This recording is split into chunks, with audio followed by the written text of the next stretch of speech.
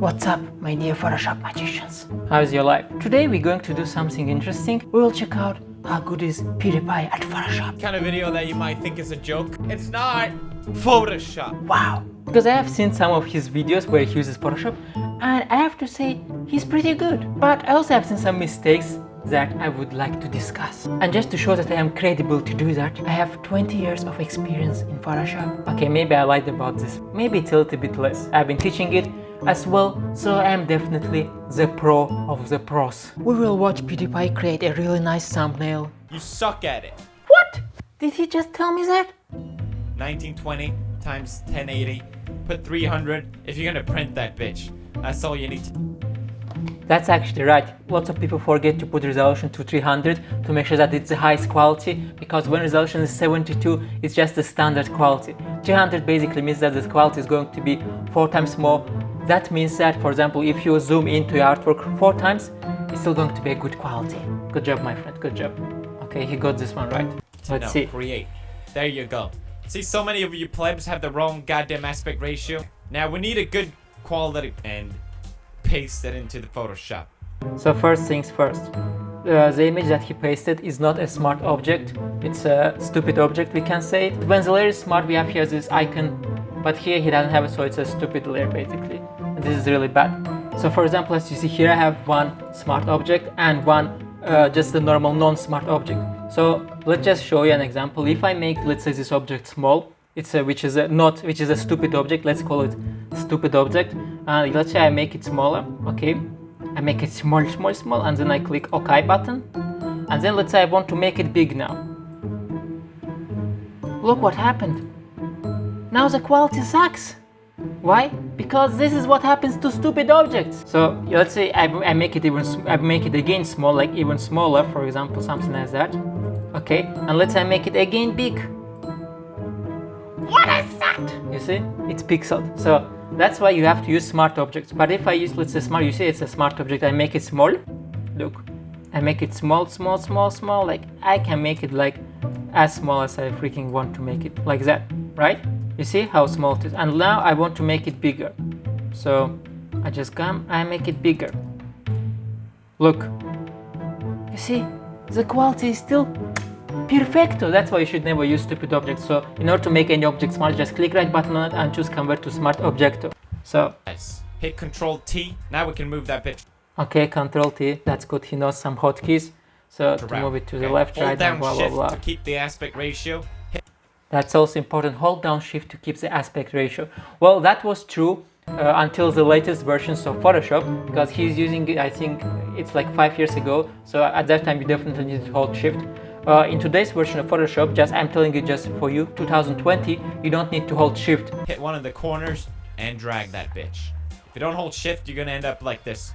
Okay? What I tell you about aspect, try to keep up. What we're going to do next is crop that mother flipper. That's right. There's many different ways to do this. But there are right ways of doing things and less right ways, I would say, because there's something that you can do and cut this out in 1 minute, or you can do it wrong way and you can cut this out in 20 minutes. So it just depends how effective you want to be. So let me drink some cola. Yes, I made it on purpose so you can hear how tasty this is. Even I don't think it's really healthy, but I mean, I'm going to die anyway, so what is the purpose of dying healthy if you cannot drink any tasty stuff? What you want to do is you want to use the goddamn pen tool, okay? I know people are scared of the pen tool, but it's the best tool, and if you're good like me, and if you're a Photoshop god like me, it works. This is my phrase, okay? I will say I'm the Photoshop god. I mean, of course, he did this like 5 years earlier, but anyway, he decided to use pen tool to cut out the person, okay, which is a really old way of doing things. I assume he started using Photoshop much earlier than me, when using pen tool to cut out objects was trendy, I would say, but it's definitely not the most effective way. But also he said a second thing which was actually right, which is lots of people are afraid from pen tool, and this is actually true. I have tons of students who they see pen tool and they're like they cannot use it. It's just they click and then something happens and then they go and jump from the window, and then I lose students like that. So it's a war. Learning Photoshop is a war. We're gonna start by putting down a dot. Look at that. If you want to get rid of that, you gotta hit delete.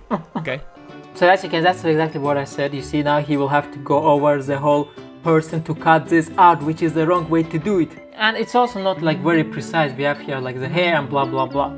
So what you should use instead is here, for example, you have quick selection tool. You can use this, for example, just to quickly select the persons that you want to select. And as you can see, Photoshop does actually a pretty good job, I would say, to select this. Another tool that you could use is this tool, which is a new tool in Photoshop, object selection tool. This one is even easier. You can just click and drag it. And of course, when he was doing the tutorials, this tool didn't exist, but I'm just showing it to you, for you, my dear friend Citos. Wow, it just automatically selected this. Or just one more thing, if you go to select and then you go to focus area, so this is something that even all the Photoshops have, and it's going to automatically show you the focus area and going to get rid of the background. You see? Wow! Almost perfect. But how do we delete the background? Oh, I'll just hit delete, Felix. Nah, fam, look what you did. Get away from here. Control Z that bitch. We gotta inverse the selection by hitting Control, Shift, I. Done. Now you can hit delete. Okay, this is definitely wrong. Deleting anything from the image is wrong. Actually, you should never delete anything from the image. You should do it differently. Isn't that right? You're wrong! Only plebs delete directly, okay? You gotta hit the mask button. You can just hit it. Bam! Bam, Shazam on a lamp. Look at that. Now we have the mask selected there. Wow. Okay, I should have watched a little bit more. Looks like he did create a mask after all. I'm actually surprised even some of the most advanced Photoshoppers don't use masks, because that's what they're used to. They're just used to delete stuff, which is wrong. So good job, my friend. Good job. Finding a nice looking background. What should we go for? Something psychedelic, perhaps. Oh, whoa, this is really trippy. This looks good. So we kind of want it to be there. Yeah, so okay, so now I'm curious how he's going to extend this place. But oh, simple trick, my man. Press M. Okay. Select this bit. All right. Okay. Hit Control T. And then, no shift this time, fam. Just drag it over. Just drag it over. Okay.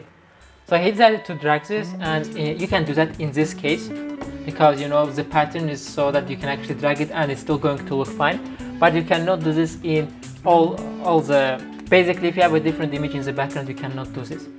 What you can do instead, what I think actually is a better way to do this, okay? What you should do is you should dance. So let me also just find some kind of weirdo image, and let's now say that you have here an empty place that you want to fill. Let me actually bring this back. Oh, it looks so unrealistic, but that's not the point. Let's say I want to fill this in. What you should do is listen to me, look me into my beautiful eyes. First of all, we should create a copy of this, and I will rasterize this image, and I will use again this rectangle tool, which is also here. I will select this place, then I will go to edit, and then I will go to content aware fill. It's a new tool, but it's also not a new tool because it has been before in the fill. Now it just separately, it's in the content aware fill, so it's just few adjustments, but it still existed at that time as well. So now what's going to happen, Photoshop is automatically going to calculate what is the best thing to place here, and look at that, Photoshop did place this here. And if I just click OK now, wow, isn't this magnificent, my dear friend Caesars? Outer glow. Ooh, he's adding some outer glow. But today we're going to do something a little different. Pull that range fan to the bottom. Okay. Then adjust the size. Like that. Make it not very spreaded. About 84%. Look at that. That looks pretty interesting. Now we're gonna do a drop shadow. Are you ready? Bang! And then hit OK. That was a really weird way to create a stroke around the face, because he was using outer glow to create a stroke, which is weird because you can just click stroke instead of using outer glow to create a stroke. It's almost like if you had squares and a door, and instead of taking a door, you just create 20 squares, put them on top of each other, and create a door. You know what I mean? I suck. Look at that. Hit Control 8, or you can just click on his stupid hair, and there you go. We have the same one. We can hit Alt, and then drag the outer glow to the eyes sucked. And same thing with the shadow. Look at that. That's also. We didn't even have to do any work. Most people don't really know that they can just drag. They can just copy your effect from one layer to another layer by just dragging them. Most people don't know this, but here you go, my friends. Oh my god, did he really do that? So we had the text here before, but now he rasterized it. You should turn it into a smart object instead of rasterizing it. You should rasterize objects only in a very rare case where you cannot do it any other way. Right click and warp and then just drag and make it a little bit more interesting. Yes, okay, it go does, with the it flow, does you look know? really interesting. Anything. Okay, let's look at something else. So originally I wanted to do actually 2 more videos of his. You know, one where he's turning people into Simpsons, another one where he's turning a person into a Squidward. Wow, actually pretty interesting, right? But then I got too lazy and I decided to do 2 parts maybe. So this is the first part of reacting to PewDiePie Photoshop skills. Let me know if you liked it. I mean, leave a like, or otherwise how else would I know that you liked it, right? And yeah, see you guys. Love you. Actually, maybe not. Who knows? I don't know yet. Okay, because we don't know each other. You know, we have to get closer. Bye bye.